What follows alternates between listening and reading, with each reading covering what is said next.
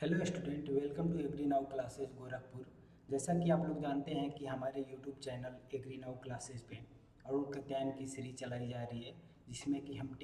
Chapter wise एक एक chapter करके उसको ब्रीफली अध्ययन कर रहे हैं। उसी को कंटिन्यू करते हुए हम जैसे कि अभी तक 4 क्लासेज ऑलरेडी डल चुकी है यूट्यूब पे। उसका जैसे जो तीसरा क्लासेज है, मतलब तीसरा जो चैप्टर है एनिडेशन और एलिलोपैथी है, जिसके बारे में हम लोग ने कल थोड़ा बहुत पढ़ा था, और उसी को कंटिन्यू करते हुए उसके बारे में ही आगे हम और जानेंगे, जिसको हम पार्ट 2 के वीडियो के रूप में यूट्यूब पे डालेंगे। तो उसमें हम लोग एनिडेशन जान चुके थे, एनिडेशन के टाइप जान चुके थे और एलिलोपैथी जान चुके थे। अब आगे हम पढ़ेंगे टाइप्स ऑफ एलोपैथी, कि एलोपैथी के कितने टाइप्स होते हैं, कौन कौन से होते हैं और किसमें क्या होता है, ये आज हम जानेंगे। तो सबसे पहले हम जब जानते हैं कि एलिलोपैथी के कितने टाइप्स होते हैं, तो एलिलोपैथी 2 टाइप के होते हैं। पहला होता है ट्रू एलिलोपैथी और दूसरा होता है फंक्शनल एलिलोपैथी। अब ट्रू एलिलोपैथी क्या होता है और फंक्शनल एलिलोपैथी क्या होता है? सबसे पहले हम जब एलोपैथी क्या आता कि एलोपैथी ऐसे टर्म में हम कहते थे, या एलोपैथी को हम ये कहते थे कि किसी भी क्रॉप का टॉक्सिक सब्सटेंस दूसरे टॉक्सिक सब्सटेंस मतलब दूसरे प्लांट को हानि पहुंचा रहा था, तो हम उसी को हम एलिलोपैथी कहते थे। तो अब ट्रू एलिलोपैथी में ये होता है कि जो ऐसे प्लांट हैं जिसके जो केमिकल जो रिलीज होते हैं, जिसको हम क्या बोलते हैं कि टॉक्सिक सब्सटेंस बोलते हैं, या कोई भी प्लांट है जिसमें से कुछ टॉक्सिन सब्सटेंस रिलीज होते हैं, जिसको हम टॉक्सिन कहते हैं, वो अगर किसी क्रॉप को इनडायरेक्ट या डायरेक्ट रूप से सिर्फ हानि ही पहुंचाता है, ठीक, तो सिर्फ हानि ही पहुंचाता है, इसी को हम ट्रू एलिलोपैथी बोलते हैं। दूसरा होता है फंक्शनल एलिलोपैथी। अब फंक्शनल एलिलोपैथी भी 2 प्रकार के होते हैं। अब इसको हम जानते हैं कि फंक्शनल एलिलोपैथी क्या होता है, कि ये डायरेक्ट और इनडायरेक्ट रूप से हानि ना पहुंचा के, ठीक है, मतलब कि ये क्या कर सकता है कि कभी कभी ग्रोथ को रोक भी सकता है और कभी कभी अपने जैसा उसको भी बना देता है। जो सामने वाला प्लांट है या किसी भी स्पेसीज का हो, तो उसको भी अपने जैसा ही लक्षण उसमें भी प्राप्त क्या बोलते हैं, अपने जैसा लक्षण उस पर भी जनरेट कर देता है, या उस पर भी उसके उसके जैसा लक्षण दिख सकता है। तो बात करते हैं हम फंक्शनल एलोपैथी में। तो अब इसमें बोल रहा है कि ऐसे प्रिकर्सर, या जिसको हम सब्सटेंस बोलते हैं, टॉक्सिक सब्सटेंस बोलते हैं, जो निकल रहा है एक प्लांट से दूसरे प्लांट के लिए, डायरेक्ट तो नहीं हानि पहुंचा रहा है, लेकिन ये जब निकलने के बाद से माइक्रोब्स की, जैसे कि माइक्रो ऑर्गेनिज्म हैं बहुत सारे, जैसे बैक्टीरिया, फंगस, ये सब होते हैं, तो इनके प्रभाव से कुछ ना कुछ फंक्शन दिखाता है सामने वाले पौधे पे, उसको हम कहते हैं फंक्शनल एलियोपैथी। ये दो तरह से होता है। पहला है एलो इनहिबिशन, एलो इनहिबिशन है, एलो इनहिबिशन, और दूसरा है ऑटो इनहिबिशन। अब एलो इनहिबिशन में क्या होता है, ऑटो इनहिबिशन में क्या होता है, अब देखते हैं। अब जैसे अब ऐसे केमिकल सब्सटेंस या टॉक्सिक सब्सटेंस जो रिलीज होते हैं, जो कि दूसरे स्पेसीज के ग्रोथ को इनहिबिट कर देते हैं, मतलब रोकते हैं, ठीक। दूसरे मतलब एक प्लांट से तो निकल रहा है, लेकिन वो दूसरे प्लांट पे अगर हम इंटरक्रॉपिंग किए हुए हैं, तो दूसरे प्लांट पे उसका प्रभाव पड़ेगा, जिससे कि उसका ग्रोथ रुक सकता है, मतलब रुक जाएगा या धीरे धीरे होगा। तो इसको हम एलो इनहिबिशन में बोलते हैं, कि मतलब ये एलो इनहिबिशन टाइप का एलोपैथी है। अगला है ऑटो इनहिबिशन। ऑटो इनहिबिशन में क्या होता है, अब इसमें जो टॉक्सिक सब्सटेंस निकलते हैं ना, वो इतना स्ट्रांग होते हैं कि सामने वाले पौधे पे उसका डायरेक्ट उसकी जैसे या तो इम्पेक्ट पड़ेगा, या उसके जैसे ही प्लांट प्रोड्यूस हो जाएंगे। मतलब कि ये इतने टॉक्सिक सब्सटेंस इतने स्ट्रांगली रिएक्ट करते हैं सामने वाले पौधे पे, कि उसी के जैसे स्पेसीज बन जाएंगे, या उसी के जैसे उस पर ग्रोथ या उसके लक्षण दिख जाएंगे उस पर। तो ये होता है ऑटो इनहिबिशन में। अब हम बात करते हैं एलिलोकेमिकल के बारे में, ठीक। एलिलोकेमिकल क्या होता है, ठीक। तो जो भी केमिकल हम एलिलोपैथी में निकल रहे थे, जो टॉक्सिक सब्सटेंस निकल रहे थे, वो और दूसरे पे नुकसान पहुंचा रहे थे या रोक रहे थे ग्रोथ, उसी को हम एलिलोकेमिकल बोलते हैं। जो कि केमिकल निकल रहे हैं ना, कि टॉक्सिन सब्सटेंस बोल रहे हैं या जो केमिकल हम बोल रहे हैं कि दूसरे प्लांट के लिए हानिकारक हो रहे हैं या उसके ग्रोथ को रोक रहे हैं या चेक कर रहे हैं, तो उसी को हम एलिलोकेमिकल बोलते हैं। अभी कैसे कैसे होते हैं, क्या होता है, अभी इसके बारे में हम जानते हैं कि ये, अब देखिए क्या ये होता है कि कुछ ऐसे एलिलोकेमिकल्स होते हैं, ठीक, जो कि अपने आस पड़ोस या अपने आसपास के पौधों पे ऐसा इम्पेक्ट रहता उनका, मतलब कि ऐसे एलिलोकेमिकल्स ऑलरेडी सॉइल में हो गए या उसके उगाने से या उसके अवशेष से, कि सामने वाले प्लांट के जड़ को ग्रोथ ही नहीं होने देंगे। जैसे उसकी नेबरिंग जो स्पीसीज या प्लांट लगाए हम उसको ग्रोथ होने नहीं देंगे। तो कुछ केमिकल तो ऐसे होते हैं, ठीक है, और कुछ एलिलोकेमिकल्स ऐसे होते हैं जो कि सामने वाले प्लांट या नेबरिंग जो स्पीसीज के प्लांट है या नेबरिंग जो प्लांट है उसके जेनेटिक मेकअप को ही चेंज कर देते हैं, मतलब उसके जेनेटिकली इन्वायरमेंट को ही चेंज कर देते हैं, जिसका इम्पेक्ट काफ़ी ज़्यादा पड़ता है और उसमें भिन्नता आ जाती हैं। तो ये भी एक एलिलोकेमिकल का प्रभाव होता है। अब जैसे कि हम कुछ क्रॉप को एग्जाम्पल के रूप में समझेंगे, जैसे कि वालनट है, कुकुम्बर है, पीच है, ठीक, वालनट, कुकुम्बर और पीच, ये ऐसे प्लांट है ना जिनके लीफ, मतलब जिनके रूट से, ठीक, ऐसे एलिलोकेमिकल निकलते हैं जो कि जो इसके आसपास जितने भी प्लांट ग्रोथ किए जाते हैं एकदम पास पास में, जो इसके नेबरिंग होते हैं प्लांट, उसके ग्रोथ को ये लोग रोक देते हैं, मतलब स्लो कर देंगे, रोक देते हैं। ये ऐसे क्रॉप्स हैं जैसे कि वालनट हो गया, कुकुम्बर हो गया, पीच हो गया। तो इनके साथ हम कोशिश यही करते हैं कि इनके साथ हम जल्दी किसी क्रॉप का इंटरक्रॉपिंग ना करें, मतलब इसके साथ कोई और क्रॉप ना उगाया जाए, ठीक। और कुछ के एलिलोकेमिकल ऐसे बॉडीज होते हैं जो कि एरियल पोर्शन ऑफ प्लांट से निकलते हैं, जैसे बहुत सारे प्लांट के ऐसे भी हैं, जैसे सनफ्लावर का है कि हम उसको तोड़ने के बाद भी अगर हम उसका यूज ले रहे हैं और उसका अवशेष रह जा रहा है खेत में, तो उससे भी एलिलोकेमिकल निकलते हैं और सामने वाले प्लांट पे उसका निगेटिव इम्पेक्ट या इम्पेक्ट ऐसा पड़ता है जिससे काफ़ी सारा नुकसान हो जाता है प्लांट में। अब बात करते हैं कि ये एलिलोकेमिकल हैं वो कैसे मिट्टी में पहुंच जाते हैं या कैसे ग्राउंड पे आ जाते हैं। तो अब जैसे कि जो एलिलोकेमिकल्स हैं इस प्लांट के अंदर, अब जब बारिश होगा तो उसके साथ ये मतलब बारिश होता है जब पौधे पे गिरता है तो उसके साथ रेनड्रॉप के साथ वो नीचे भी आते हैं, मतलब ग्राउंड पे आते हैं। लीफ गिर रहा है तो उसके साथ भी आएंगे, और कोई भी ह्यूमन एनिमल या इंसेक्ट एक्टिविटी होती है तो उसके साथ वो फैलते जाते हैं एलिलोकेमिकल्स, जिससे कि हानि ही होती है। इसको आगे जानते हुए और जानेंगे कि इसमें क्या क्या होता है। जैसे कि अभी अगर जो यूकेलिप्टस प्लांट होता है, यूकेलिप्टस का प्लांट या लिपस्टिक जिसको बोलते हैं हिंदी में, इसका प्लांट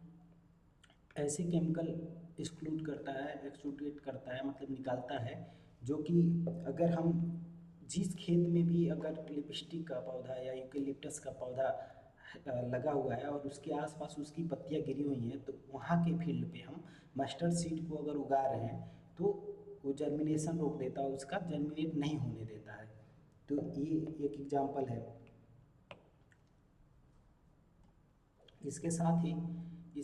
ही जब हम बात करते हैं सनफ्लावर के बारे में, मतलब सूरजमुखी के अवशेष के बारे में, तो उसका अवशेष जिस खेत में भी रहता है वो उसके डिकम्पोजिशन से अगला जो भी पौधा होता है उसमें ग्रोथ करते हैं, हम जो भी क्रॉप ग्रोथ करते हैं उसके जर्मिनेशन पे उसका इम्पैक्ट डालता है और उसकी ग्रोथ में भी इम्पैक्ट डालता है और बहुत स्लो हो जाता है ग्रोथ। इसके साथ ही जब हम बात करते हैं कि आगे आगे चल के कि जैसे कि कोई भी क्रॉप है जिसका हम एलिलोपैथी में पढ़ रहे हैं या ऐसे रिलीज वो पौधा ऐसा केमिकल रिलीज कर रहा है जिसको हम एलिलोकेमिकल बोलते हैं, जो कि एलिलोपैथी इफेक्ट डालता है उसके अगले सक्सीडिंग क्रॉप पे, या तो हम उसको किस किस तरह से देख सकते हैं वही जानेंगे। जैसे कि एक निगेटिव एलिलोपैथी भी टर्म होती है, उसको हम जानते हैं क्या होता है निगेटिव एलिलोपैथी। कि जब किसी प्लांट से एलिलो केमिकल्स रिलीज होते हैं और ठीक वो अगले प्लांट पे स्टिमुलेट करते हैं ग्रोथ करने के लिए। अगले प्लांट को मतलब जैसे इसे सीधी भाषा में हम समझते हैं कि ऐसे एलिलो केमिकल्स ठीक जो कि हानि न पहुंचा के फायदे ही पहुंचा रहे हैं। जैसे कि हम लेग्यूम क्रॉप्स हो जाते हैं ना, लेग्यूम क्रॉप्स के बाद जो भी फसल हम लेते हैं उसमें हमको कम से कम नाइट्रोजन देना पड़ता है, क्योंकि लेग्यूम की जो क्रॉप है वो नाइट्रोजन फिक्सेशन करता है, जिससे नाइट्रोजन की मात्रा सॉइल में बढ़ जाती है, तो उससे सॉइल का कंडीशन अच्छा हो जाता है और आने वाली क्रॉप में हमको कम से कम नाइट्रोजनस फर्टिलाइजर देने की ज़रूरत होती है, तब भी उसका काम चल जाता है और उसको अच्छे से रूप से नाइट्रोजन मिल जाता है। तो इसी तरह के जो एलिलोपैथी इफेक्ट है इसको निगेटिव एलिलोपैथी बोलते हैं, और जो कि लेग्यूम्स में इसको नहीं मानते हैं कि ये निगेटिव एलिलोपैथी है। बाकी और भी बहुत सारे क्रॉप हैं जो कि ऐसे हार्मोन्स निकालते हैं या ऐसे एलिलोकेमिकल निकालते हैं जो कि ग्रोथ को स्टिमुलेट करता है, मतलब बढ़ाता है। अब हम पढ़ते हैं लेग्यूम इफेक्ट। जैसे कि अब कुछ ऐसे भी हैं जो कि फ़ायदे पहुंचाते हैं, हम उसके बारे में जान जाते हैं, कुछ नुकसान पहुंचाते हैं उसके बारे में भी जानेंगे। तो सर्वप्रथम हम पढ़ते हैं लेग्यूम इफेक्ट क्या होता है। लेग्यूम इफेक्ट पढ़ेंगे, सोरगम इफेक्ट पढ़ेंगे और कॉटन इफेक्ट पढ़ेंगे। तो लेग्यूम इफेक्ट में देखते हैं क्या होता है कि जैसे कि हम सभी को पता है कि लेग्यूमियस क्रॉप जितने भी हैं वो नाइट्रोजन फिक्सेशन का कार्य करते हैं और क्रॉप रोटेशन में उनका यूज करना चाहिए कि उसके बाद से दूसरा क्रॉप रहता है तो उसमें नाइट्रोजन की मात्रा कम जरूरत पड़ती है। इसी इफेक्ट को हम क्रॉपिंग सिस्टम में अपना लेते हैं तो इसके जो इफेक्ट होता है उसी को लेग्यूम इफेक्ट बोलते हैं। तो ये तो बेनिफिशियल इफेक्ट होता है लेग्यूम के, जब भी हम लेग्यूम को क्रॉप रोटेशन में यूज करते हैं तो इसका जो भी इफेक्ट पड़ेगा ये बेनिफिशियल ही होगा। तो इसको हम देखते हैं कि क्रॉपिंग सिस्टम में या क्रॉप रोटेशन, चाहे हम इंटेंसिव फार्मिंग कर रहे हैं या डाइवर्सिफाइड फार्मिंग करेंगे, तो उसमें हम लेग्यूम को क्रॉप रोटेशन में लेग्यूम क्रॉप को हम ग्रो करते हैं, जिससे कि लेग्यूम इफेक्ट पड़ता है सामने वाले प्लांट पे। तो अब इसके क्या क्या काम मेन हो सकते हैं, जैसे कि legume fix atmospheric nitrogen in root nodules those improve the nitrogen status of soil. कि लेग्यूम क्रॉप के जो रूट्स हैं उसके नोड्यूल्स जो होते हैं वो एटमॉस्फेयर से मतलब पर्यावरण से नाइट्रोजन को फिक्स करते हैं ज़मीन में, और जिससे कि नाइट्रोजन की मात्रा सॉइल में बढ़ती है और मिट्टी की जो फर्टिलिटी होती है या सॉइल की फर्टिलिटी होती है बढ़ जाती है। अब इसमें बोल रहा है कि इट सेव अब 25%, मतलब लगभग 25% तक का नाइट्रोजन का रिकमेंडेशन अगली क्रॉप के लिए ये सेव कर देता है अपने ग्रो होने से ही या इसके इफेक्ट से ही। मतलब कि अगर किसी खेत में हम अरहर की फसल उगाए हुए हैं, उसके बाद हम अगर कोई भी फसल उगाते हैं तो उसमें 25% कम नाइट्रोजन की ज़रूरत पड़ेगी जितना कि उसका रिकमेंडेड डोज है। ठीक, क्योंकि इसका जो मतलब जो लेग्यूम क्रॉप है इसमें वो ज़मीन में नाइट्रोजन फिक्स कर देगा, फिक्सेशन कार्य कर देता है, जिससे कि आगे फायदा हो जाता है। ठीक, अब इसका क्या है कि बहुत सारे जो लेग्यूम क्रॉप्स हैं उसकी क्रॉप रेसिड्यूज और रूट नोड्यूल्स जो कि नाइट्रोजन को फिक्स करते हैं और डिकम्पोजिशन होता है नाइट्रोजन का, जिससे कि अगला क्रॉप यूज कर लेता है। अभी बात करते हैं फास्फोरस में, जबकि फास्फोरस में भी लेग्यूम का बहुत बड़ा योगदान होता है कि लेग्यूम जो क्रॉप्स होते हैं ना फास्फोरस को सॉइल से बहुत ज़्यादा ही एब्जॉर्ब करते हैं और उसको मोबिलाइज बना देते हैं। क्योंकि बहुत सारे क्रॉप ऐसे हैं जो डायरेक्ट फास्फोरस का यूज नहीं कर पाते हैं क्योंकि इमोबाइल नेचर में रहता है सॉइल में। तो जब लेग्यूम क्रॉप उसको बहुत ज़्यादा यूज करता है और मोबाइल बना देता है, जिससे कि आने वाले क्रॉप के लिए ऑर्गेनिक फार्म में फास्फोरस उसको मिल जाता है अगले क्रॉप के लिए। मतलब कि इसका मतलब है कि लेग्यूम जो कि इनऑर्गेनिक फास्फोरस को ऑर्गेनिक फास्फोरस में बदल देता है, जिससे कि आने वाले फसल उसको यूज कर लेते हैं। अगला फसल मतलब आने वाले फसल जो क्रॉप रोटेशन में अगला हम फसल उगाते हैं वो यूज कर लेते हैं। अब पढ़ते हैं हम सोरगम इफेक्ट। सोरगम इफेक्ट क्या होता है? सोरगम इफेक्ट की जब हम बात करते हैं तो अभी तक हम लेग्यूम में देखें कि लेग्यूम इफेक्ट से अगले क्रॉप को 25% तक की नाइट्रोजन की बचत हो जा रही थी अगले फसल में, लेकिन इसमें वैसा नहीं है। सोरगम का इफेक्ट ज़्यादा है तो अब ये एलिलोपैथिक इफेक्ट डालता है। तो अब देखते हैं इसमें क्या होता है कि जब हम ये ऐसे सीरियल्स होते हैं ना, इसको मिलेट्स में काउंट किया जाता है और इसको न्यूट्रिएंट बहुत ज़्यादा चाहिए होता है कि मतलब क्योंकि हम जब क्रॉप रोटेशन में यूज करते हैं तो सोरगम क्या होता है कि न्यूट्रिएंट यूज करता है काफ़ी सारा, और इसके बाद से भी जो भी हम उगाते हैं सीरियल्स उगा लिए या और भी जो भी क्रॉप रोटेशन में हम जो भी क्रॉप उगाते हैं तो उसमें नाइट्रोजन की कमी हो जाती है और उसमें हमको रिकमेंडेड डोज से ज़्यादा देना पड़ जाता है। तो अब जैसे कि हम इसमें समझते हैं कि क्या होता है कि अगर हम बात करते हैं कि जब सोरगम इफेक्ट का, तो कि ऐसे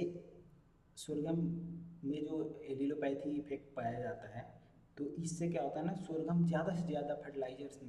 फर्टिलाइज़र यूज करता है सॉइल से, मतलब न्यूट्रिएंट यूज करता है और सॉइल को